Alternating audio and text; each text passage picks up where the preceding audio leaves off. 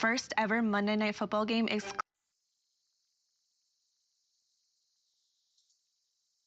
Every month, this Airbnb pays me in semi-passive income. Now here's the thing, I don't... Rappers are known for getting fast money, and to put it lightly, not being the best human beings. But during the pandemic, a new wave of rappers known as scam rappers began making a lot of noise. They were rappers who literally rapped about scamming, giving every detail, which may sound silly, but to fans, they were extremely creative and a breath of fresh air in the industry. However, through a series of poor decisions, years later they fell off, completely. And today, all that's left of scam rap are viral internet trolls. But why and how? My name is Rashad Bashir, and this is the satisfying downfall of scam rap, rap's most devious genre. But before we talk about the fall of scam rap a couple of years ago, how did they even get so hot? Scam rap was a subgenre of rap that became popular during 2019 with its out-of-pocket lyrics, fast-paced Detroit-style beats, with lyrics talking about stuff like wire fraud, identity theft, crypto scams, and more. And it all started with TJX6. During that time, he dropped songs like Swipe Story, Dark Web, and Website Scamming, all which went on to get millions of views on YouTube. And something about the style of the music just sparked millions of fans' curiosity, and they loved it. And these tracks are not only considered to have skyrocketed the subgenre, but also TJX6. But he wasn't alone. Right by his side was his fellow scam rapper associate and friend Casher Quan, who was just as big in the beginning. They had quite the history together, scamming with each other for years, and had formed a bond strong enough to when Casher began rapping and seeing success, he was okay with teaching TJ how to rap and gave TJ the tools to be successful. They went on to release songs such as Dynamic Duo 1 and 2 and Printer Machine, getting millions of views, and they'd rap about all sorts of fraud techniques that they were allegedly taking part in, while also bringing back the wave of storytelling and rap, along with rappers like King Von. Fans couldn't get enough. But this dynamic duo wouldn't last forever. You see, TJ had that it factor that Casher just didn't. At first, their songs as a duo began blowing up, so it looked like they'd come up together, right? But soon after, TJ's solo songs blew up, and Casher's didn't. Big artists were reaching out to TJ. Lil Yachty, Lil Uzi, everybody tapping in, listening to it like, damn, and we was just talking silly, dumb, goofy shit, really. And of course, this made Casher feel some type of way. He felt like he was being looked over, especially since he was the one who taught TJ how to rap and gave him the blueprint. His Instagram gave him the name for his rap name, started taking him to all the studios, and I just made him start rapping. Even going as far to write some of TJ's songs. Like, people don't even know some songs that he made. I damn near wrote that. So a lot of people don't know most of the songs he did. I personally wrote some of that. So when Casher, who's actually been rapping about scamming since 2014 and is technically the first scam rapper, didn't get the attention he felt he deserved, problems would soon arrive, but not immediately. For a short period of time, everything was perfect. They were making ludicrous amounts of money from what they were used to, and Casher was happy for his little bro. It wasn't even the popularity or clout that changed him. It's what we all know as the root of all evil. Money. See, when TJ surpassed Casher in success, the bag came, and the bag was $1 million. TJ even called Casher and showed him the money, and from then on, as we've seen countless times, the money got in between the artists' friendship. Immediately after signing his $1 million deal, TJ wasted no time showing Casher his bank account. Send me a screenshot with his bank account in there, his real name on that shade, welcome such and such on that. He like, that check just hit. It had 800,000 in his bank account. And even promised Casher he would get some money too.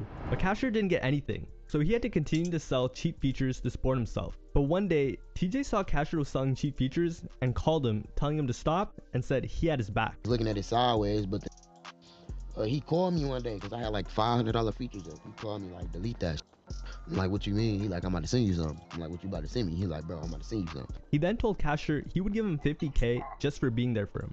And it's the fact that you told me you were going to give me $50K. It's not like I expected something. You told me this. You know what I'm saying? Casher had actually stopped. Casher never asked for anything, but he appreciated the gesture and said, okay, and stopped selling features, meaning he cut off his main source of income. But despite TJ telling Casher he would give him $50K, TJ never did, and worst, stopped promoting Casher's music altogether. Video on his page, he won't even post my video, like my solo video, because he was already going crazy. So I'm like, I'm trying to get up there with you. Eventually, months went by. 4 months went by, I ain't received not even $500, bro. You feel me? Like nothing. Like I ain't received $500. 4 months go by. But instead of helping him out, TJ was flexing on Casher, buying designer jeans, wearing iced out jewelry, all while Casher would sometimes be broke. Balling, I ain't got. I'm just waiting on my time. The worst part was they were still best friends, meaning they saw each other in person all the time. Fans thought they were really close, and everybody expected them to be cool with each other. But behind the scenes, things were ugly. Despite helping TJ when Casher was able to, back when he was bigger and had more money. When Casher went broke, he couldn't even rely on TJ for 20 bucks. I had $0, bro, and I was texting this like, damn, bro, let me get like 500 real quick. I'm trying to get some weed, get some food, you feel me? Chill for the day. No text back for 2 days. I got $0. You just got a whole 8. Like, what happened to all that, all them dreams you was telling me? So Casher had helped TJ when he was nothing, but when the tables were turned and Casher was at his lowest, TJ abandoned him. It's a that I, put in the game for real. Like, you my peoples, you feel me? Sleeping out of motels and all type of crazy shit. I'm coming through paying for that shit. So an enraged Casher decided he would take revenge. The last time they ever met, Casher told TJ to come to the studio. And during the shoot, he asked TJ to hold the cash that TJ brought for the shoot. Let me see that 30,000 real quick so I can put that in the video, because I was shooting a video. Long story short, he ran off with the money and never came back to that studio. We go down the street and do the scene. I just took the bag with the 30K and I never pulled back up.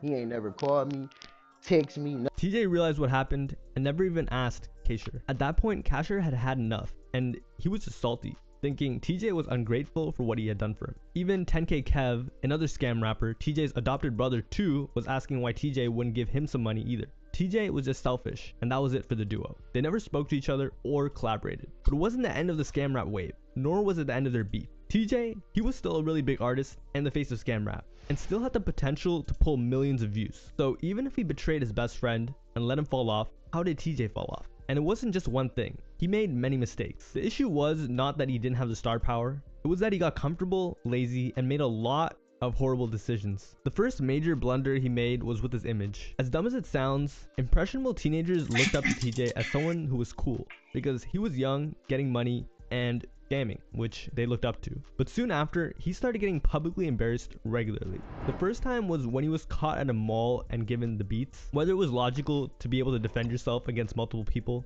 it didn't matter. To fans, he had been embarrassed. He then got his chain snatched by some rappers from Lil Baby's label, and then he was exposed for not paying a woman who he had agreed to cuddle with for money. Very quickly, he lost the respect of his fans. On top of that, his music began getting repetitive, and slowly he went from pulling millions of views to pulling hundreds of thousands of views to barely being able to pull 100,000. Then, finally, his Instagram with 550,000 followers was deleted for posting inappropriate material, and he wasn't able to promote himself. Page getting deleted, that shit really unmotivated me to just drop, because it's like, I got my YouTube still, but it's like how I'm gonna promote my.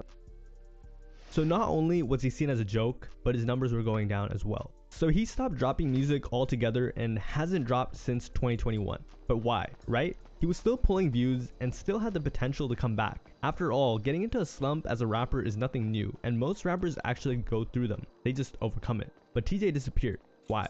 It turns out that the big record deal TJ had signed wasn't all that. Although he signed for $1 million, he lost 40% to tax, 10% to a manager, and another 10% to his lawyer, leaving him with 400K, which, taking a look at his lifestyle, must not have taken long to run through. Furthermore, record deals aren't handouts. They're loans that need to be paid back. So TJ was in debt, $1 million worth of debt that he needed to pay back. But by the time the money ran out, his buzz had run out as well. His record label, Atlantic Records, was also not a fan of his scamming antics, especially after he went on a TV show and claimed that he scammed the label for $10 million, when in fact, he was in debt for $1 million. Oh man, TJXC finished.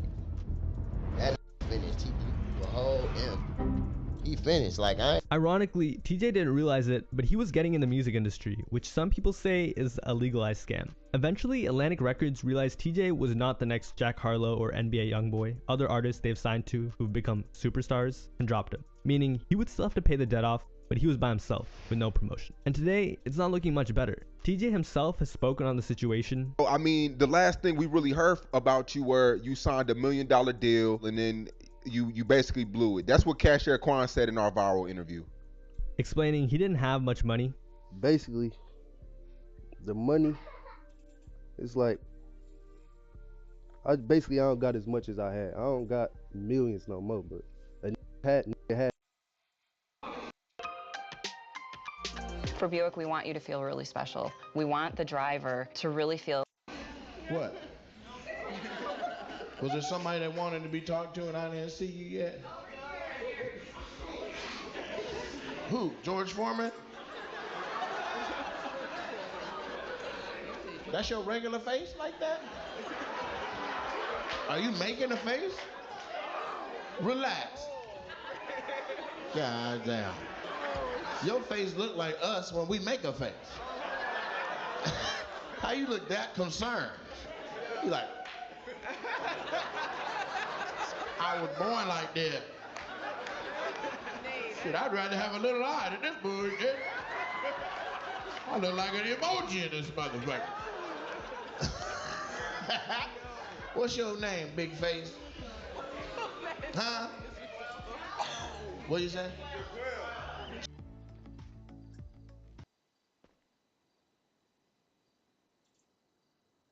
Put your hands together, all the way from Oxford, Mississippi. You see them everywhere. On Nick Cannon's Wildin' Out and Last Comic Standing. It's Carlos Miller.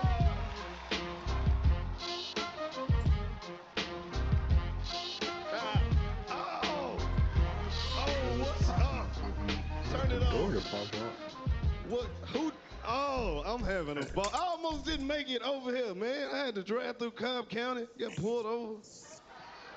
I don't know what to do when the police pull me over, man. I just turned to a slave. I don't know.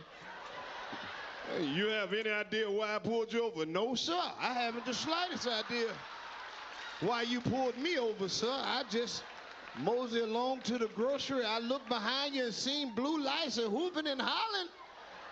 Ooh, I pulled over for the safety of both of us. I got my driver's license and my freedom papers. Registration.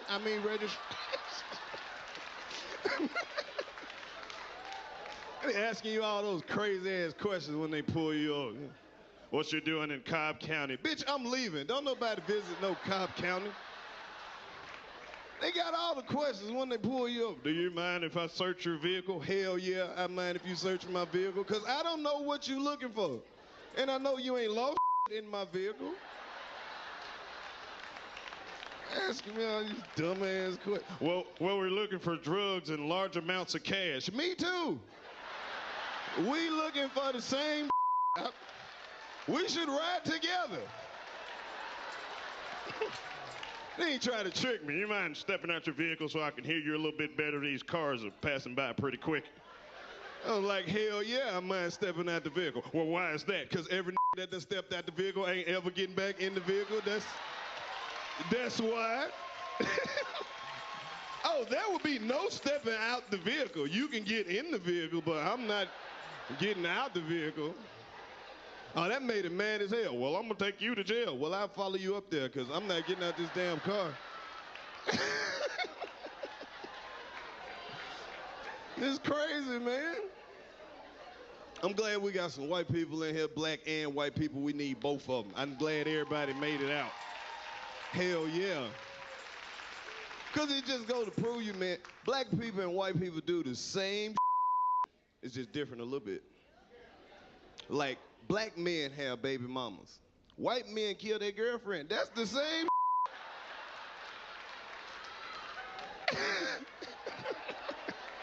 When you think about it.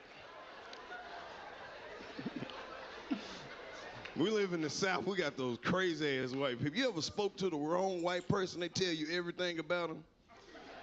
You just speak back. Hey, how you doing, buddy? Hey, how you doing? Hey, I see you over there. You got that Braves hat on. You live in Atlanta? My sister was over there for about 4 years. She was working up there at Northside Hospital. Yep, she was up there about 2 years. They let her go, so now she's staying with us and her 2 kids. And my brother was driving a truck every day back and forth to Birmingham. He owned a semi truck.